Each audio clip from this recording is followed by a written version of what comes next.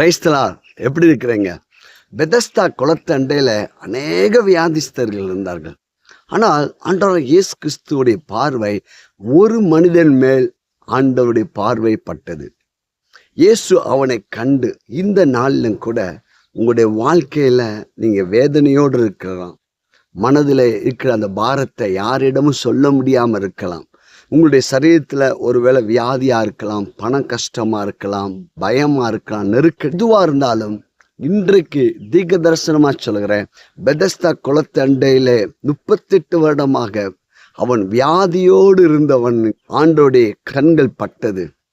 இயேசு அன்றைக்கு அவனுக்கு ஒரு அற்புத சுகத்தை கொடுத்தார். இன்றைக்கு ஆண்டவராக இயேசு கிறிஸ்துடைய பார்வை இதை கேட்டுக்கொண்டிருக்கிற பார்த்து கொண்டிருக்கிற உங்கள் மீது வருதுங்க.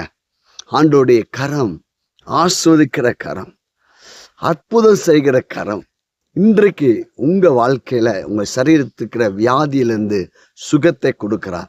எப்படி அந்த வியாதியோடு பல ஆண்டுகள் அவன் இருந்தான், ஆனால் ஆண்டவராக இயேசு கிறிஸ்து அவனை கண்டு அவன் மேல் மனதுருகி அவனுக்கு ஒரு அற்புதத்தை செய்தது போல இன்றைக்கு இதை கேட்டுக்கொண்டிருக்க உங்களுடைய வாழ்க்கையில் உங்களுடைய சரீரத்துக்கிற வியாதியை இயேசு சுகமாக்குறார். ஆண்டுடைய கரம் உங்களுக்கு நேராய் நீட்டப்படுகிறதுங்க.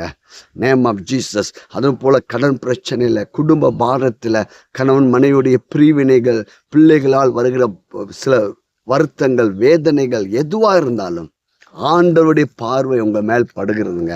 இயேசு கிறிஸ்து உங்களுக்கு நேராய் அற்புதம் செய்கிற கரத்தை நீட்டுகிறார், உங்களை விடுவிக்கிறார். உங்களை அந்த கஷ்டத்திலிருந்து, அந்த பாடுகளிலிருந்து, அந்த துக்கத்திலிருந்து உங்களை ஆண்டவர் தூக்கி எடுக்கிறார்.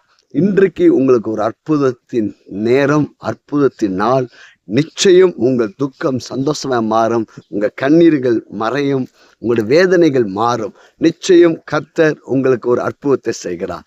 God bless you.